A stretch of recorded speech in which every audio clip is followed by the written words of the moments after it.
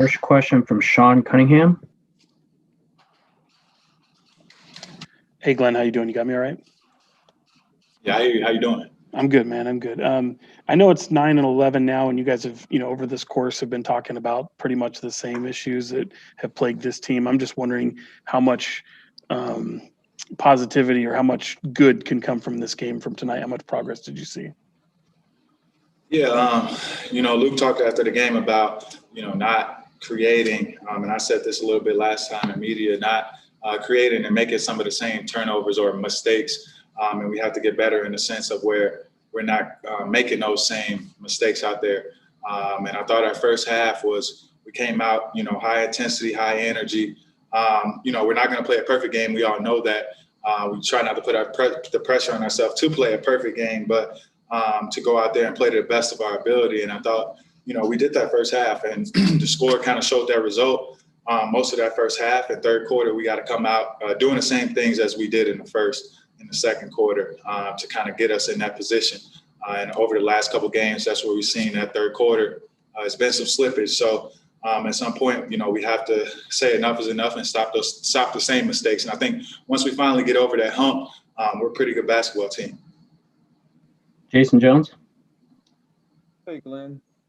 How you doing? All right.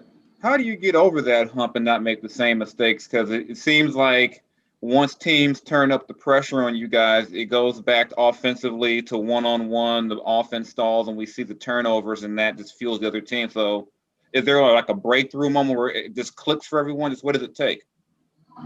I think, like I said, the first half, you could see where our chemistry is. You could see when we do play the right way and move the ball. I think it's believing in that for 48 minutes, believing in that the whole game, and believing in each other.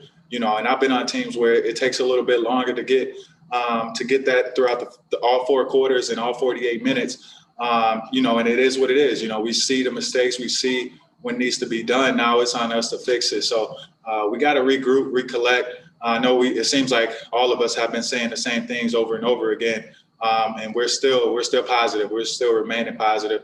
To me, we got a great group. We got a lot of guys who can play this game. And we have to know and trust each other enough. If you're not getting it done, maybe the next guy will.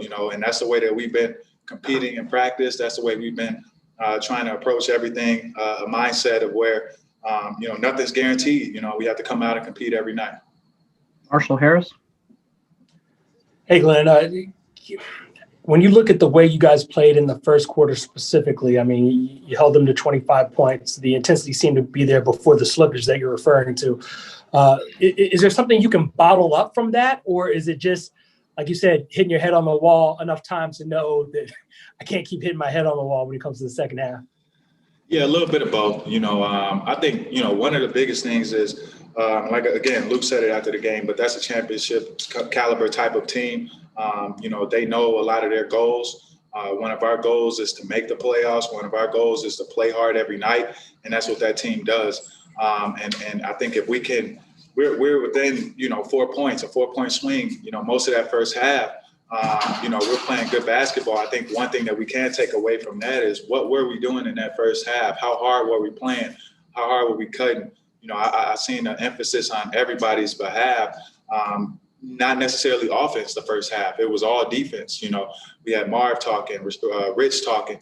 Those are the two horses of the defense, especially when we go in zone. I told Rich, you command and you play center field, and those are things that I've learned from other teams that I've tried to share with this one and just give guys confidence. So if anything, I think that we can take how we played in that first half and continue to build off of that. That's what it's about now, is building off of the good moments that we do have and staying together during the tough ones.